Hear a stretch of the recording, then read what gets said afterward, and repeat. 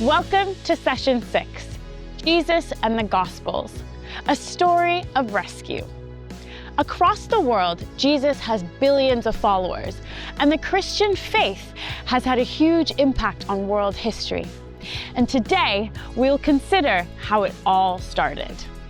What was so special about this child who spent time as a refugee in Egypt, who grew up in a backwater called Nazareth, who was a carpenter turned popular preacher, and who suffered a brutal death at the hands of the Romans? Doesn't sound like much, does it? And yet, from the creation story in Genesis, through to the rescue in Egypt, the time of the judges and the kings, and finally the exile, in fact, the entirety of the Old Testament, it's not just the backstory of Jesus, it's also the bigger picture which makes sense of why Jesus came. Now, the Bible plan would have helped you dig into the first part of the New Testament where God's rescue plan for the whole world unfolds. Let's get into it.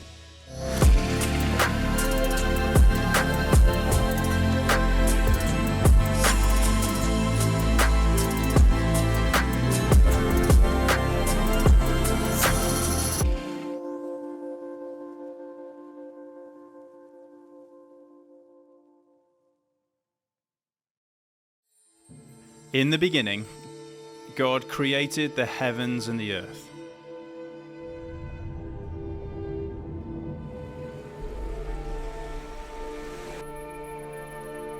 The Lord said to Abram, "I will bless you, and all peoples on earth will be blessed through you." Moses said to Pharaoh, "Let my people go." In those days, Israel had no king. Everyone did as they saw fit. So Judah went into captivity, away from her land. Then Nehemiah said to the people, "Come, let us rebuild the wall of Jerusalem, and we will no longer be in disgrace."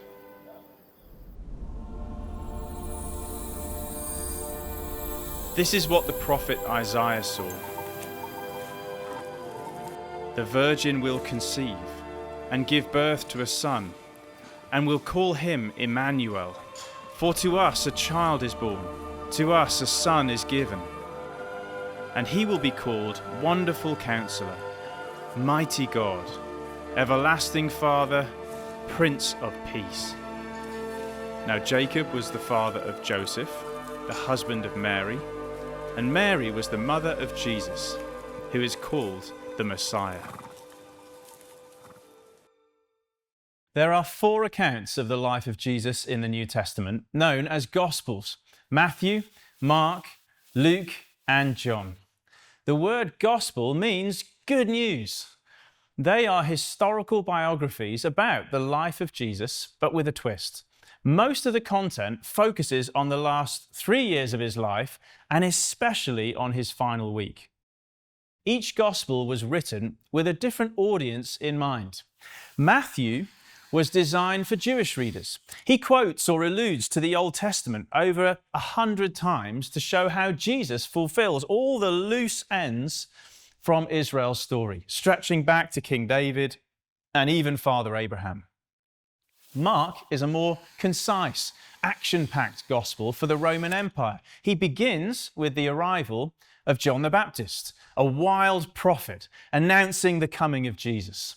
Mark's gospel then concludes with a Roman centurion who executed Jesus, declaring, "Surely this man was the Son of God." Luke was a medical doctor. He traces Jesus' ancestry all the way back to Adam, the first human, as if Jesus is a fresh beginning for our human story. Luke's gospel also highlights Jesus' special friendship with the marginalized, women, children, outcasts, and the poor. The opening line of John's gospel echoes the very first verse of the Bible. In the beginning was the Word. Jesus is our Creator God showing up in person, the eternal Word made flesh and blood like you and me. John's gospel then concludes with an open invitation. These things are written so that you may believe that Jesus is the Messiah, the Son of God, and that by believing you may have life in his name.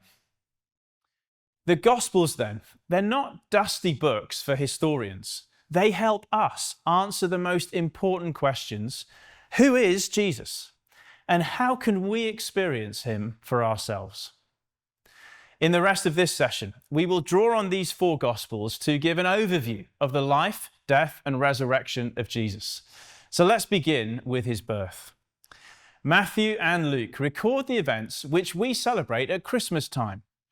Now, while there's no mention of a donkey, a stable, or the 25th of December, it's clear that God's great plan of salvation came to a head in a small town near Jerusalem.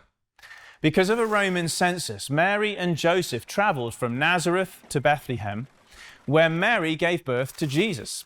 And this fulfilled a prophecy which was given hundreds of years earlier by the prophet Micah.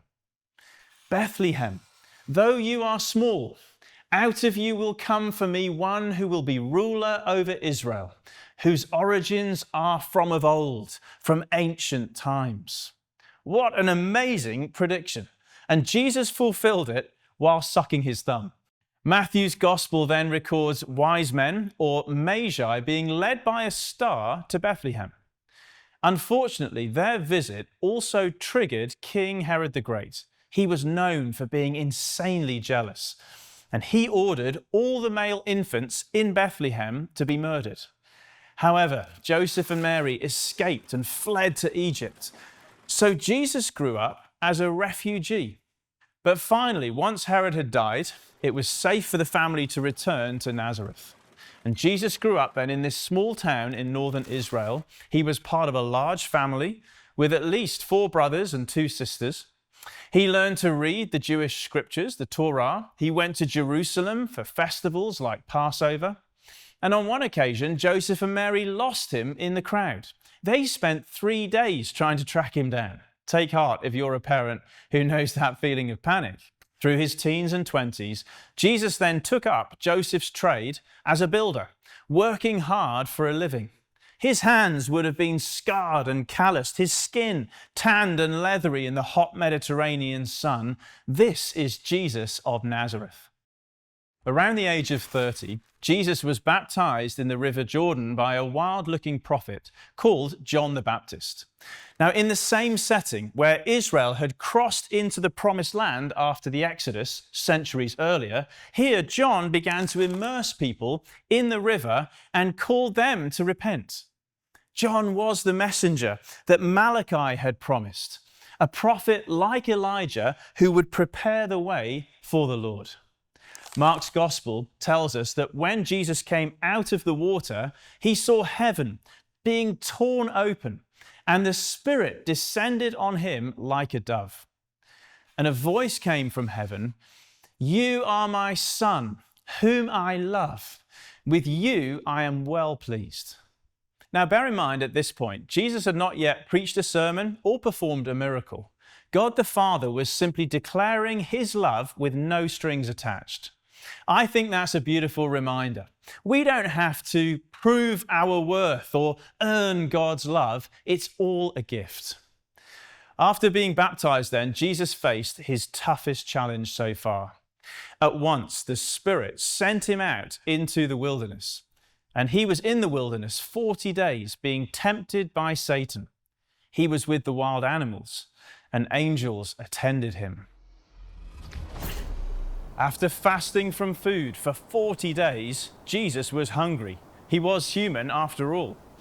Now, knowing this, Satan came and urged Jesus to turn a rock into a loaf of bread and tuck in. This temptation to take and eat echoes back to Genesis, when Adam and Eve ate that forbidden fruit. But Jesus refused to give in. He's like a second Adam, beginning a new human story. And the victory he won over Satan was on behalf of all of us. Jesus returned from the wilderness and began his public ministry in Galilee. Now, at the time, the Jewish people lived under Roman control, and the whole region simmered with discontent. It must have felt like that exile had never really ended. So in this context, imagine Jesus announcing, "The time has come," he said. "The kingdom of God has come near. Repent and believe the good news."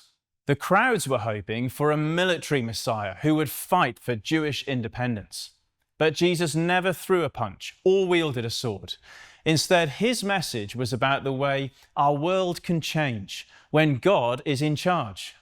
When you think of the kingdom of God, I wonder what you imagine. Well, think about it less as a sort of geographical region, and instead imagine a spiritual realm where God is king and everything is under his blessing. That's why the kingdom arriving is such good news. And Jesus didn't just talk about it, he demonstrated it. His miracles put things back the way God always intended. He healed the sick, he raised the dead, he cast out evil spirits and provided for the poor. This is the King, giving us a glimpse of what life can be like when God is in charge. Now, Jesus was also called Rabbi, which means teacher. His most famous talk is known as the Sermon on the Mount. On a hill overlooking Lake Galilee, Jesus taught crowds of farmers and fishermen and laborers. And his teaching must have, surprised them. Blessed are the poor. Blessed are the meek. Blessed are the peacemakers. If anyone slaps you on the right cheek, offer them the other cheek. Love your enemies and pray for those who persecute you. Now remember our two questions, what and now what? What did this mean for them? Well, the Jews were tired of being oppressed and overtaxed. But Jesus taught a new way of being human, showing kindness even to your enemies. Now what? Now what does this mean for us today? Well, instead of endless cycles of hatred and revenge, the only way to defeat evil is the Jesus way. Darkness can only be dispelled by light. Hatred can only be overcome by love. Sadly, the Jewish religious leaders felt threatened by Jesus' teaching. He challenged their traditions and undermined their power base. But the misfits and the outcasts, they loved Jesus. Tax collectors, prostitutes, freedom fighters. Jesus soon got the nickname Friend of Sinners. Now you may be wondering, did these miracles and this amazing teaching really happen? I mean, can we rely on these Gospels to give us access to the real Jesus? Well, let's hear from an expert who's given this a lot of thought. The four Gospels, Matthew, Mark, Luke and John, show so many signs of reliability and having come from close to the time of Jesus. They know the land of Jesus so well. It's not just that they know the names of towns and villages, they know where the land goes up and where it goes down, they know the travelling times, but also they have to come from close to the time of Jesus because they're using the right names.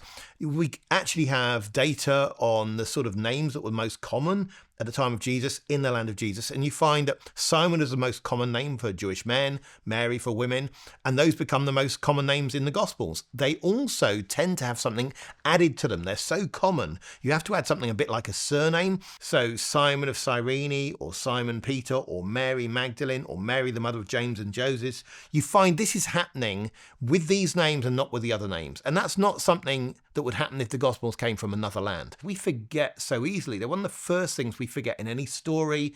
We watch a film, we forget the names of the characters, we remember the story. So if we're getting correctly named characters in the Gospels so much, that really is showing us that we have the Gospel stories at an early stage in transmission.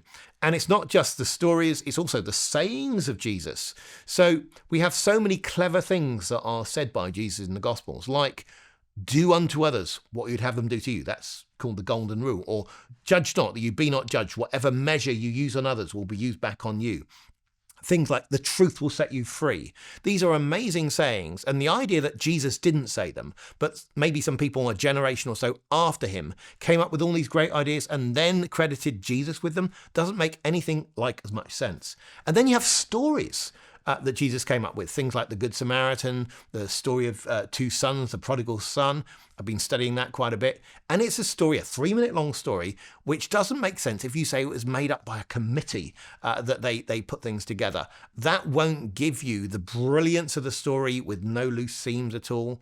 Now, people often object, yeah, but how can it be true when you've got these contradictions and difficulties in the Gospels? Well, look, if you've got 4 people writing about what they've seen and heard, they are going to have differences, but that doesn't mean that the things can't all be true. And the differences you have between the 4 Gospels are not of such a level that they defeat the idea that the Gospels are basically reliable. A major turning point comes about halfway through the Gospels when Jesus asked his closest followers, also called disciples, "Who do you say I am?" Simon Peter answered, "You are the Messiah, the Son of the living God." This huge claim revealed the unique identity of Jesus. But he then confused his disciples by teaching that as the Messiah, he would need to suffer and die. This paradox runs right through the Gospels. Jesus is God's king, but not as we might expect. Not born in a palace, but in poverty. Not lording it over others, but suffering and dying for them. His crown will be a crown of thorns. Jesus then led 3 of his closest disciples up a high mountain where they witnessed an incredible event known as the Transfiguration. God's light shone out from Jesus' very being, causing his clothing to shine like the sun. And a cloud also descended on them. But this was not bad weather. Remember the cloud that led Israel out through the wilderness after the Exodus and later filled Solomon's temple. This cloud symbolized God's glory. Then look who showed up on the mountain with Jesus. 2 men, Moses and Elijah, appeared in glorious splendor, talking with Jesus. They spoke about his departure, which he was about to bring to fulfillment at Jerusalem. Moses, of course, represented the law, and Elijah, the prophets. So here, Old Testament meets New Testament. Moses and Elijah pass on the baton to Jesus, who will bring it all to fulfillment. And did you notice what they talked about? His departure, or literally his exodus. What is about to happen to Jesus will bring a new freedom movement for all people, those who feel oppressed, guilty, trapped, and in need of rescue. So when Jesus came down from the mountain, he set his face to go to Jerusalem. In the Gospels, this is a crucial turning point. From now on, all roads lead to Jerusalem. Now, the Gospels go into slow motion for the final week of Jesus' life. It's Passover time. The city was crowded and the authorities were on edge.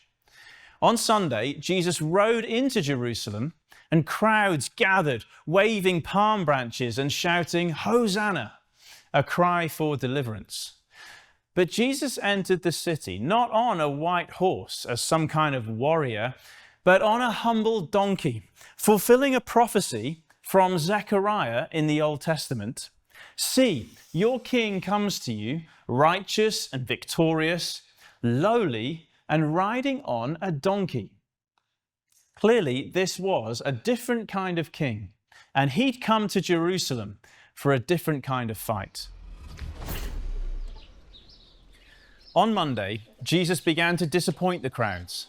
Instead of attacking the Roman barracks, Jesus turned on the Jewish temple. He got angry because of the corruption of the religious leaders. They'd used the sale of sacrificial animals to exploit the poor. The temple was meant to be where heaven and earth met, and humans felt close to God. A symbol of hope had become a scene of exploitation. On Tuesday, Jesus taught in the temple and clashed with Jewish authorities. By now, they were plotting to kill him.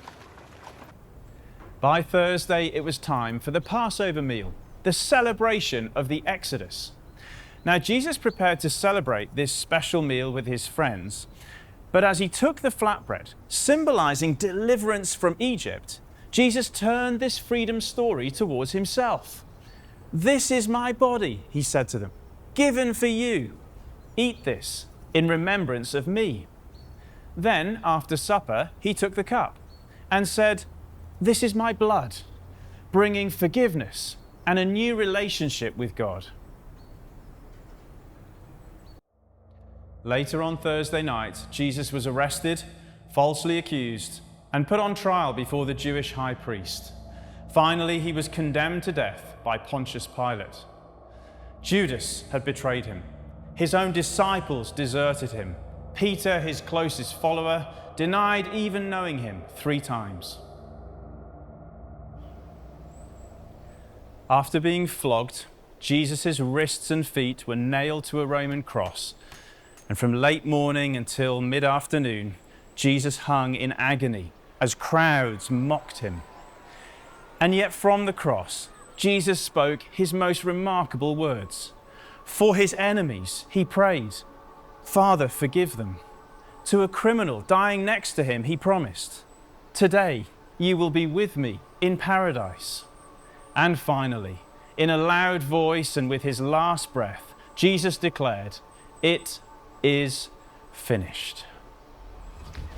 Now notice Jesus didn't say, "I'm finished," but "it's finished."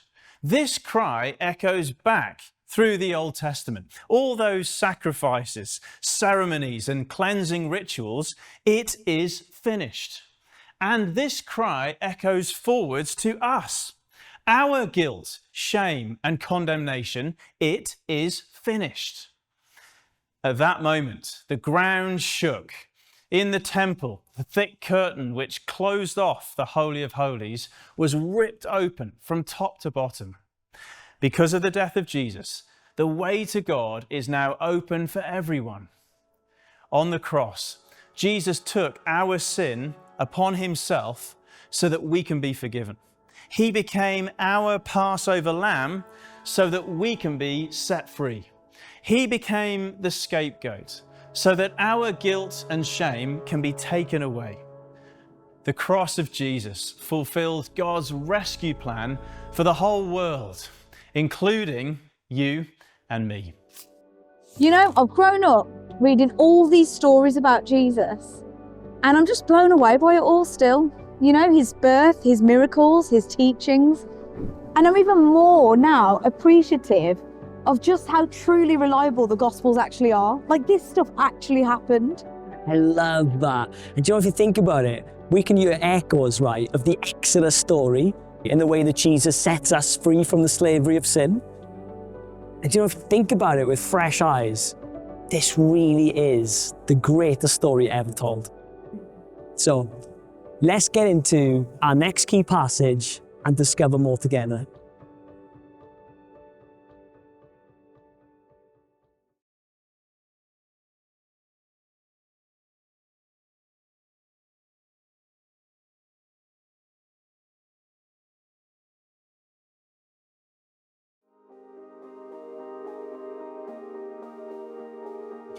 Around the world, the cross has become like the logo of the Christian faith.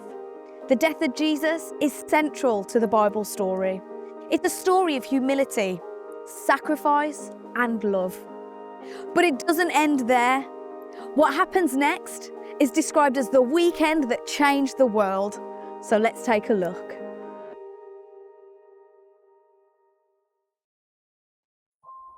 Golgotha, the place of the skull. Jesus' followers were distraught.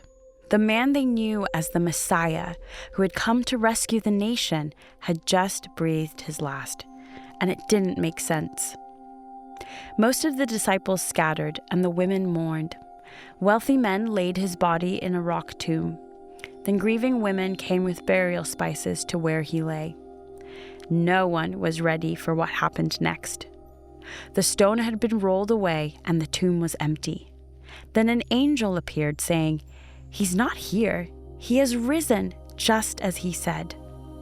Over the next few days, Jesus surprised his closest followers. First, he appeared to Mary, and her heartbreak turned to joy. He appeared to 10 of his disciples at once. Then to Thomas as well, who touched his wounds and believed, exclaiming, "My Lord and my God."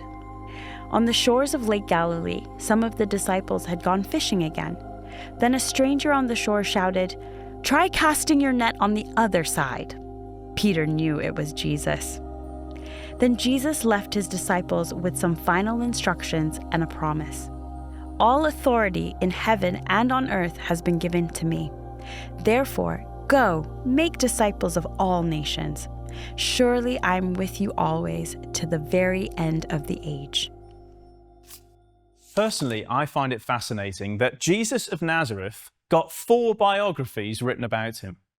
See, in the ancient world, it was expensive to write and copy books. Even a successful emperor might only get 1 or possibly 2. So why did a builder turned preacher who died at a young age get 4? His brutal crucifixion should have been the end of the matter. But it turned out to be, well, just the beginning. All 4 Gospels give detailed accounts of what happened after the crucifixion of Jesus. And I appreciate it might seem hard to believe, but the evidence for his resurrection is actually quite compelling. Firstly, we know that Jesus properly died. A Roman soldier thrust a spear into his side to make sure. And these Romans were experienced at executions. The body of Jesus was then laid in a rock tomb, and a stone was rolled across the entrance. That was Friday. But by Sunday morning, the tomb was empty, and the authorities could not find the body to stop the rumor that Jesus had risen. Secondly, if you were making this whole thing up, you would not have a woman, let alone Mary Magdalene, someone with a complicated past, you wouldn't have her as the first eyewitness to see the risen Jesus. You see, in the ancient world, a woman's testimony was not considered reliable. So the only explanation is that it must have happened this way. Jesus first appeared to women. And thirdly, over a 6-week period, Jesus appeared to dozens of other disciples. This was clearly no ghost or mere vision. Jesus walked several miles with 2 of them. He let doubting Thomas touch his wounds. He made a fire and cooked breakfast, ate fish with his friends on a beach. They were real experiences of the risen Jesus. What's more, this wasn't just resuscitation. Jesus coming back to his old existence. No. He broke through death and emerged victorious on the other side. So the resurrection is like the birth of a new story inside the old one. That's why John's gospel opens with the phrase, "In the beginning." Jesus is a new Genesis for our world. The resurrection of Jesus proves that there is life after death. Not just spiritual life, wafting on clouds. No, the bodily resurrection of Jesus says this world matters, every bit of it. As we'll see in future sessions, because Jesus is risen, everything else can one day be restored, including beaches and bodies and food and friendship. And in the meantime, the risen Jesus is our source of hope. Imagine Peter by the shore of Lake Galilee with Jesus. What an awkward moment that would have been for him. Jesus singled Peter out because he'd failed him so badly, denying even knowing him 3 times when he was first arrested. But because Jesus died to forgive Peter's failure and rose again to defeat sin, Peter's past is no longer his future. It is finished. There is forgiveness. There is hope. No story is too broken. No person has gone too far. Because Jesus is alive, there is new life for everyone who believes in him. Now we can experience this story of rescue for ourselves. At the age of 12, the thing that changed my life was my parents' divorce. It was traumatizing for every single one of us. And unfortunately, I found my equilibrium in a bad crowd at school, inviting me to parties, giving me cigarettes, giving me weed, and that introduced me to that sort of party lifestyle. And that just progressively got worse. After I got kicked out of my mom's house and then got kicked out of my dad's house, I found myself in a really rough neighborhood, and that's where the opiate addiction began. I was such an addict at this point in my life that I needed opiates from the time I woke up in the morning to the time I went to bed. It started to savage my life in ways that I wasn't expecting. I'm depressed, I'm angry, I'm looking for belonging, I'm looking for community, deep connection, and I'm finding it in worse and worse sources. I was invited to go out to this reggae nightclub, and I go back to my friend's flat, and he has a drug-induced schizophrenic episode, and he starts hearing these voices while I'm asleep on the couch. And these voices are telling my friend to chop my head off. And so he takes this blade, he swung, and he hit the back of my head on this part of my skull. And I was able to get myself out of that situation and into the hospital. I bled internally in my brain for 3 days. And that gave me a lot of time to reflect on my life, where I had come from, where I was, and where I was going. And all of it was bad. And so I said, I need to do something. So I get out of the hospital, and a few weeks later, my sister, she starts going to this church. And for the very first time, she's happy. And I'm like, what on earth is that? And she invites me to go to church, and I sat and listened to the scriptures. I never heard the scriptures explained to me like that. And I fell in love with this person, Jesus. I felt like Jesus was really accepting me where I was, and came alongside and journeyed with me and just wanted the best for me. And then one Sunday, the pastor said, who wants this? I raised my hand, I wanted that prayer. And that's really what changed my life, that climactic moment of making Jesus not just the Lord, but my Lord. I just have to give all the credit to my life to Jesus, because if it wasn't for him, then yes, I've either been dead or in jail. And oftentimes when I'm asked to share my story, I feel like this is Jesus' story of taking this young, broken, hurting kid and seeing him through this journey and rescuing him. Jesus miraculously got me off of hard drugs, and I cannot explain that. Beyond it was a miracle. I did not have to go to rehabilitation. I've lived sober for 14 years now, and I work as a speaker and tutor at the Oxford Centre for Christian Apologetics. I'm the director of Reboot, which is a youth apologetics initiative, and I'm a PhD student at the University of Oxford. And my parents, who I had a terrible relationship with after the divorce, are now some of the most cherished relationships that I have. It's all thanks to him. Guys, I really feel like this session's a turning point, because when you're confronted with the glorious death and resurrection of Jesus, you can't just shrug your shoulders and carry on like before, right? C.S. Lewis, one of my favorite authors, he's got this beautiful saying. He says this: Christianity, if false, is of no importance, and if true, is of infinite importance. The one thing that it cannot be is moderately important. And I love that. When you frame it like that, it just makes sense, doesn't it? Because you can't just sit on the fence with this stuff. It's too important. Absolutely right, Di. And after telling the story of Jesus, John's gospel ends with this invitation. These things are written so that you may believe that Jesus is the Messiah, the Son of God. And by believing him, you may have life in his name. So maybe today is the day that you accept that life-changing invitation. Or perhaps you'd like to find out a bit more of what it means to follow Jesus. And if that's the case, then have a look at our extra resources on the Digital Hub. Now, next time, guys, we're going to be looking at the early followers of Jesus and how they took the world by storm through the power of the Holy Spirit. But for now, let's land this session by reflecting on that key verse in John's Gospel.